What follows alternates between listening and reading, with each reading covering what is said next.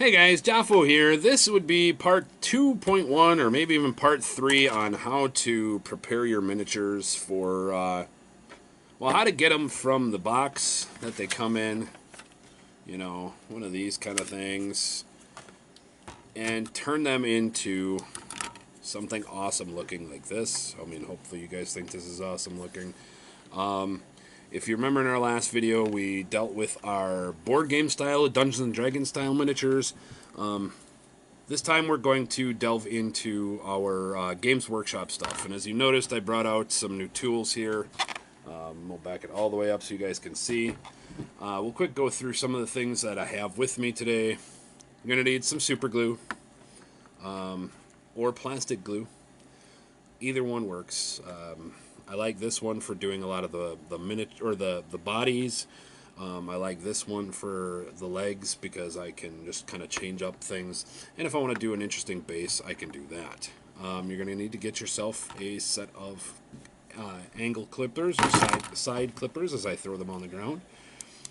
That'll help you get stuff off the sprue, the fifth sprue. You're going to want yourself a knife. Once again, I have a surgeon's tool here. The popsicle stick is from our previous video, and I just was too lazy to move it out of the way. And then here's an optional tool.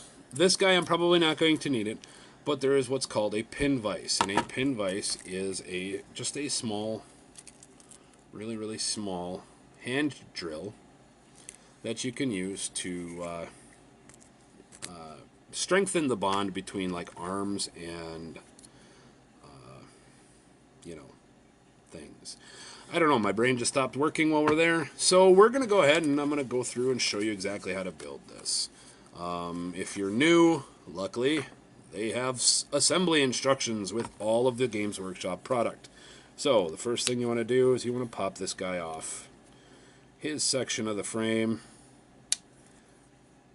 Get your side cutters, and you want to put it so that the flat side here, all the way up against the plastic, where you're trying to cut, like right there, and snip. We got our dude. Now, looking at my instructions, it says the next piece that I got to do is this one. So we're going to take those off. So, biggest reason why I was showing you guys all of this is I want to show you guys what you should clean, at least personally. And in some places, you actually need to clean this, otherwise your guys won't join together real well. So, we'll get our knife out. And what you're looking at, if you can see it, is that right there. This thing right here. What that is that is where the injection point is from the frame to the actual piece that we want. And that's where we clipped. And we just want to kind of clean that up to smoothness. Smoothing it all out. Clean up some of the junk on his face and arms and heads, and there we go. We have Uggo's face. We want to do that again here. And what this is going to do is it's just going to help get rid of all that extra plastic that we had previously. You want to get this so when he joins to the base, it'll look nice. Here is another good one.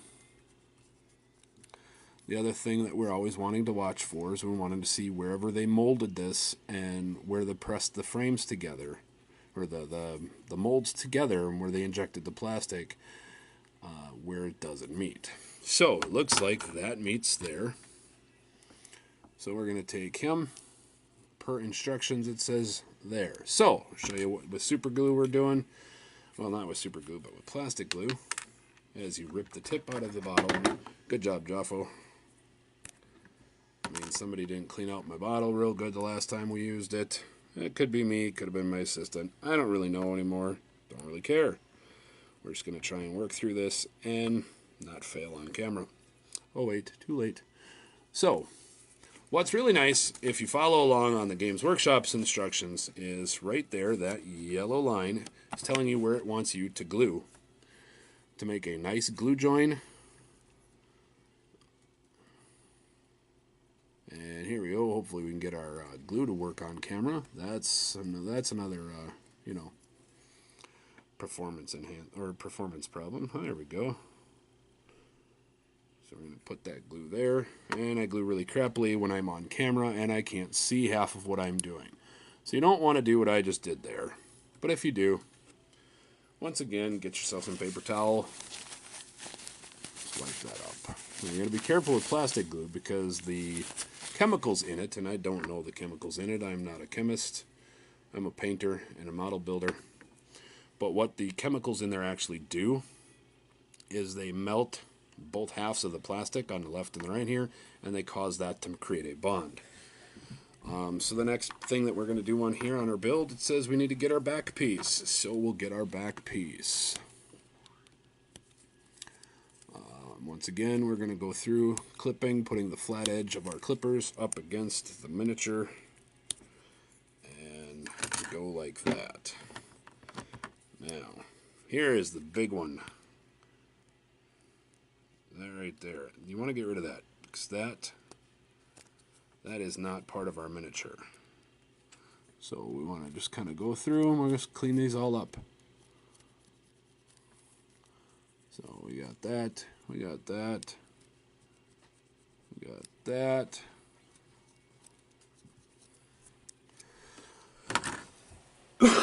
And there you go. And again, following your instructions. This one's pretty simple. I don't need to follow instructions. You see the two holes there, the female holes. There are the two male pins. If you can guess, that is kind of how our dude is going to join up. So he looks something like this when we're done. So we'll put just a little bit of glue here. If I can get my, there we go, glue, glue, and then we'll reinforce this line down here.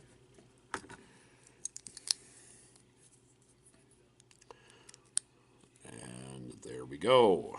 We now have most of our dude already. Look at that, he's looking pretty cool.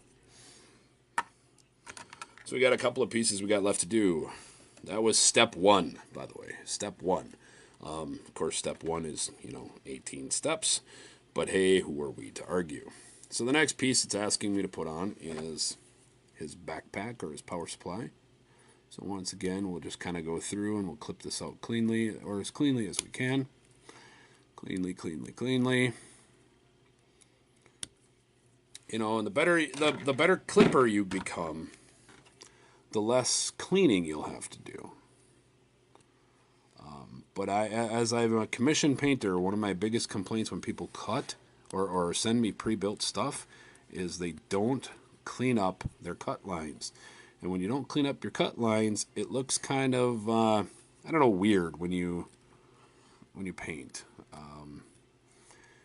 I could show you guys stuff, but I don't want to embarrass my client, so I won't.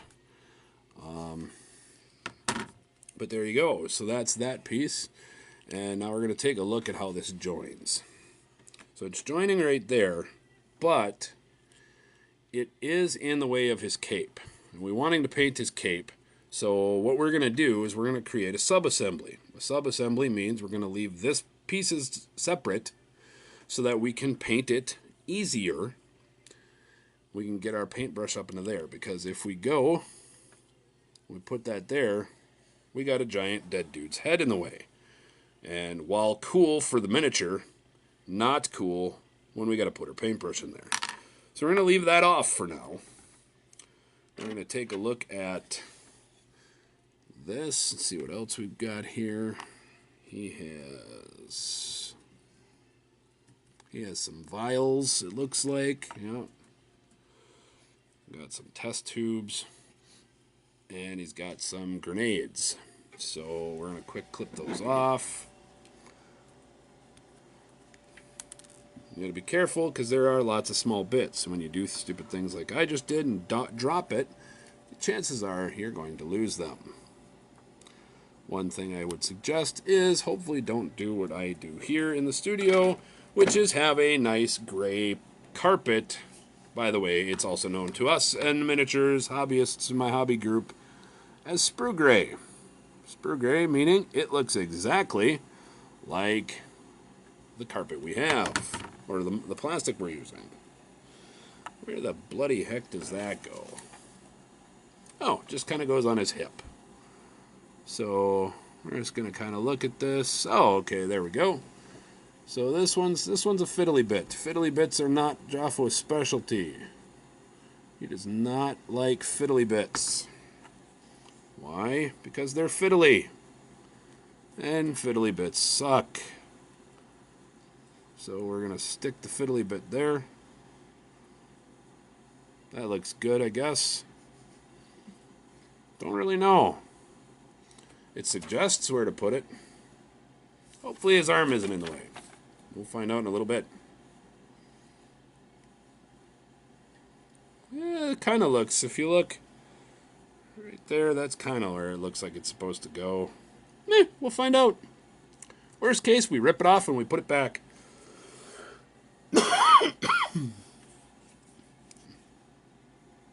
So the other one we got to put on, we got to put on his grenade pack, which, looking at the picture, seems to be, and I don't know, I'm beginning to think these aren't grenades. I think these are more vials. So, looks like it fits like right in there. So that's pretty good. And yes, I am confused when I say these things because I don't know and I haven't built this figure before, and that's why I took it. Also because my assistant plays Death Guard and she really wants this figure. So I figured I'd use it as a building example so you guys can see how it goes to build miniatures. And go from there. So it looks like the last couple of pieces we got to do. We got to cut off his arms. Well, cut out his arms from the frame. So we're going to cut there. And then what we're actually going to do, and I suggest not doing it unless you know what you're doing, is we're just going to kind of roll this guy off so I don't have to try and jam clippers where they are painful. Once again, we'll clip off his sword. We'll see if we can get in and clip the arm there. Yep.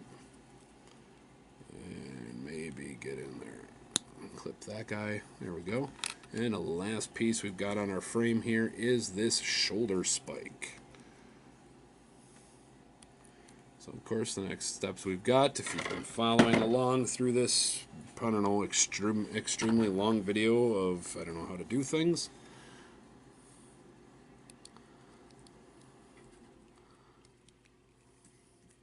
There we go. We'll clean that up. Excuse me.